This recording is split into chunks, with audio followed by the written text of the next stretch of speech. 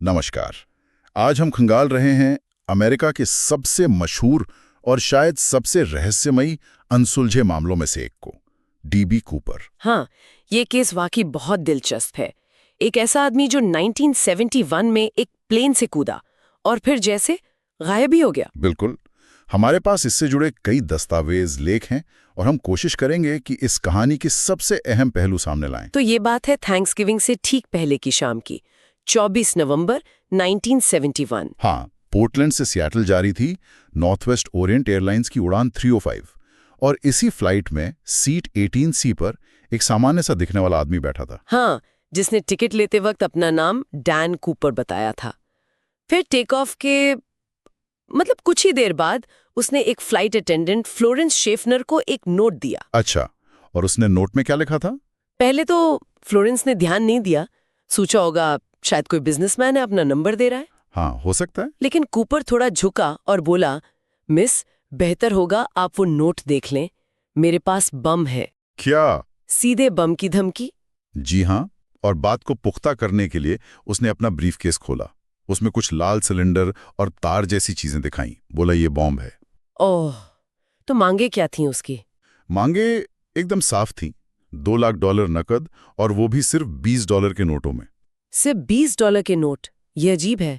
और? हाँ, साथ में 4 पैराशूट मांगे और सियाटल में विमान के लिए ईंधन।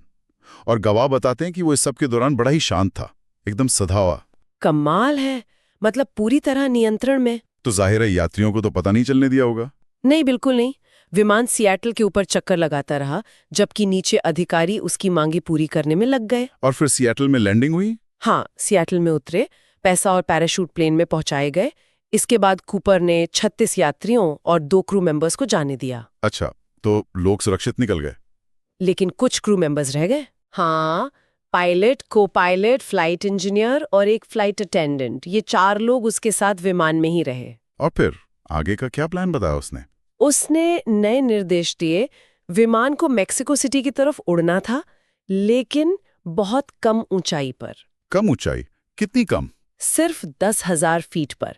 और लैंडिंग गियर नीचे रखने थे, साथ ही पीछे की सीढ़ियां भी खुली रखनी थी। ये तो बड़े अजीब निर्देश हैं। कम ऊंचाई, गियर नीचे, पीछे की सीढ़ियां खुली, इसका क्या मतलब था? हाँ, ये बहुत सोच समझ कर दिए गए निर्देश लग रहे थे। देखिए, कम ऊंचाई और नीचे लैंडिंग गियर से विमान की रफ्तार बहुत धीमी हो जाती है, करीब 200 मील प्रति घंटा। अच्छा। इससे पीछे की सीढ़ियों से कूदना शारीरिक रूप से संभव हो जाता है और थोड़ा कम खतरनाक। सामान्य उड़ान की रफ्तार पर तो ये नामुमकिन होता। तो ये सब तैयारी थी कूदने की, और क्रू को कॉकपिट में ही रहने को कहा था। हाँ बिल्कुल, क्रू को कॉकपिट में ही बंद रहने का आदेश था।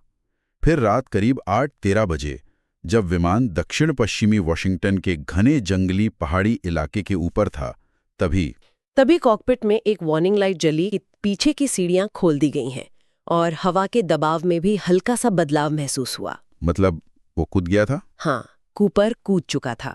और विमान? वो कहाँ उतरा फिर? विमान बाद में रीनो, नेवादा में सुरक्षित उतरा, लेकिन कूपर, वो पैसे और 2 पैराशूट गायब थे। तो एफबीआई ने खोज शुरू की होगी, जाहिर है। बिल्कुल, तुरंत नॉरजैक कोड नेम से एक बहुत बड़ी खोजबीन शुरू हुई। लेकिन सोचिए, रात का वक्त था, घना जंगल, मौसम खराब और इलाका भी बहुत उबड़-खाबड़। हाँ, ये तो कूपर के लिए छिपने की एकदम सही जगह बन गई होगी। एकदम। स्केच जारी हुए, पूछताछ हुई, सब कुछ हुआ, पर उसका कोई निशान नहीं मिला। मतलब सालों तक कुछ पता नहीं चला। ये तो यकीन करना मुश्किल है।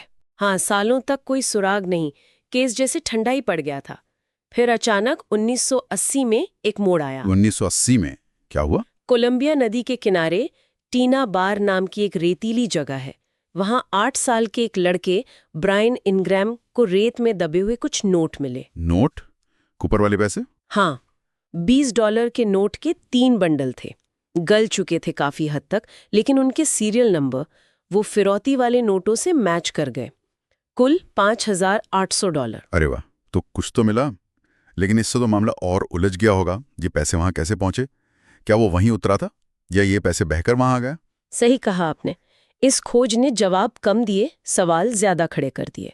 क्या कूपर कूदते हुए या उतरने के बाद मारा गया और पैसे नदी में बह गए, या उसने जानबूझकर कुछ पैसे वहां छोड़े थे, कौन जाने। तो फिर क्या थ्योरीज हैं? उसका हुआ क्या आखिर? देखिए, दशकों में कई सिद्धांत सामने आए हैं। कुछ मानते हैं वो एक अनुभवी पैराट्रूपर था, शायद वियतनाम युद्ध का कोई पूर्व सैनिक जो बच निकला।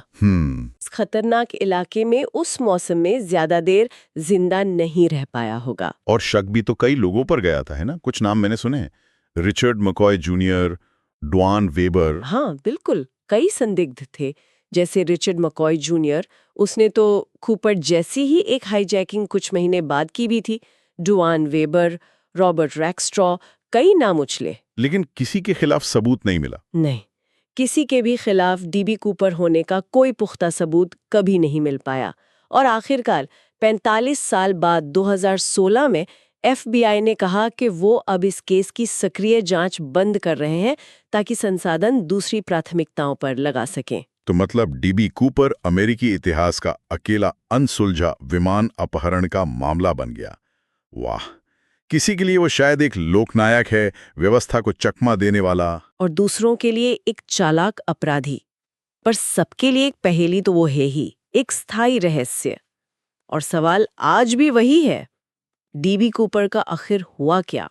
हाँ, क्या वो बच निकला और कहीं गुमनामी की जिंदगी जी रहा है, या उस रात वो जंगल उसे हमेशा के लिए निगल गया? ये रहस्य शायद हमें हमेशा अज्ञात के खिंचाव की और अनसुलझे को सुलझाने की हमारी अपनी बेचैनी की याद दिलाता रहेगा।